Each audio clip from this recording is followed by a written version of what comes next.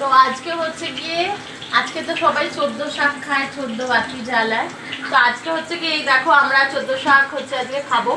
তো এই যে বর নিয়ে এসছে 14 শাক, পুরো মানে কিনতেও পাওয়া যাচ্ছিল। আর এই 14 শাক আজকে করবো তো আলু ফালু দিয়ে। আর হচ্ছে গিয়ে আমার মা আজকে খাবার দাবার সব দিয়ে গেছে, ঠিক আছে, মা বলছি বাবা দিয়ে গেছে। তো আজকে তো ওগুলো রয়েছেই, তাই জন্য ভাবছি আজকে 14 শাকটা করবো। তো আজকে 14 শাকটা আমি কিভাবে করছি ওটাই তোমাদের কাছে আমি দেখাবো। তো আজকে দেখো আমি প্রথমে পেঁয়াজ আর রসুন একটু দিয়ে দিয়েছি, তারপরে হচ্ছে গিয়ে এই যে কুমড়োটা দিয়ে দিয়েছি, তারপরে একটু এই আলুটা দিয়ে দেবো।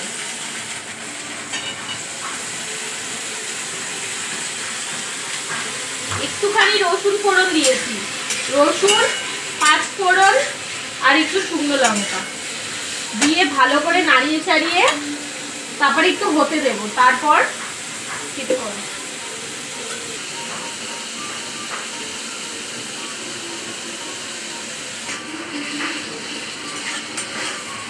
এটা খুললাম, খুলে এই শাকটা আমি দিয়ে দেবো।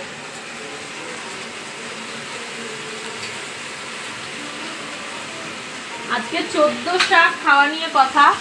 এবার আপনারা যেরকম পারবেন সেরকম করবেন, তো আমি একটু অন্যরকম ভাবে করছি যাতে শাকটা খাওয়া যায়।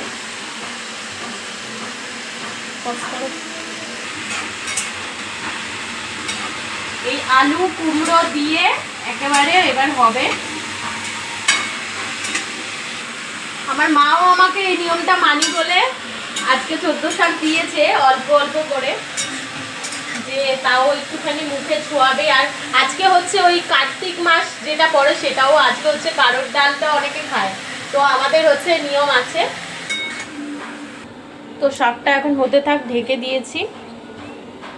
আর এখানে হচ্ছে আমার ভাত হচ্ছে, তো ঢাকা থেকে বার করে নিয়েছি, ঠিক এইভাবে একটু ঘ্যাট ঘ্যাট হয়ে গেছে। একটু কুমড়ো দিয়েছি, একটু আলু দিয়েছি যাতে এইরকম হয়। আর শুধু শাক হলে কি, শুধু শাক হলে শাকটা খাওয়া যায় না, মানে খাওয়া যায় কেমন যেন লাগে। আমি ওই জন্য একটু মানে আলু একটু মানে নিজের মতো করে করেছি, একটু 5 ফোড়ন দিয়ে একটু শুকনো লঙ্কা রসুন ফোড়ন দিয়েছি, খেতে বেশ এটা ভালোই লাগে।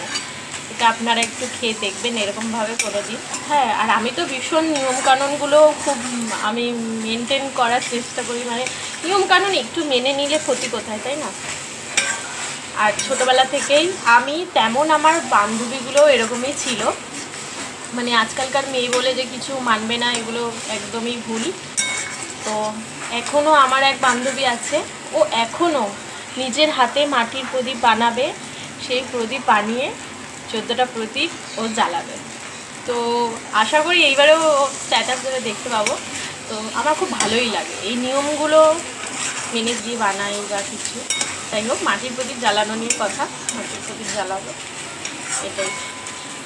আর এই যে এখন বিয়ে হয়ে গেছে, তো ঘরটা ফাঁকা থাকবে, ঘরটা ছেড়ে কোথাও সন্ধ্যেবেলা বিশেষ করে যাই না।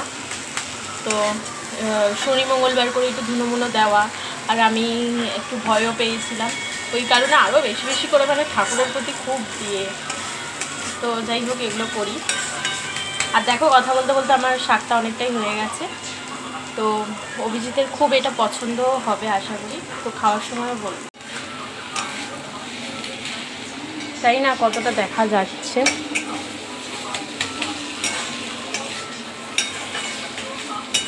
একটু কাঁচা লঙ্কাও দিয়ে দিয়েছি।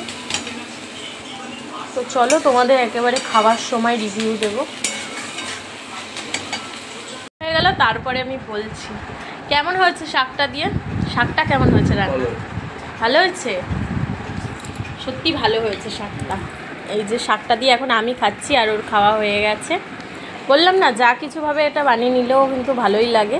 আর ওই জন্য একটু কুমড়ো দিয়েছিলাম যাতে একটু মাখা মাখা হয়। তো সত্যি খুব ভালো হয়েছে, খেয়ে দেখছি।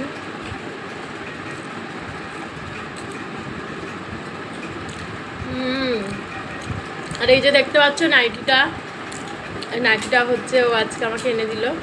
সুন্দর লাগতো নাইটিটা, মানে আমার খুব পরেও ভালো লাগতো। তো আজকে কত কিছু খাবার, দেখো কচু শাক,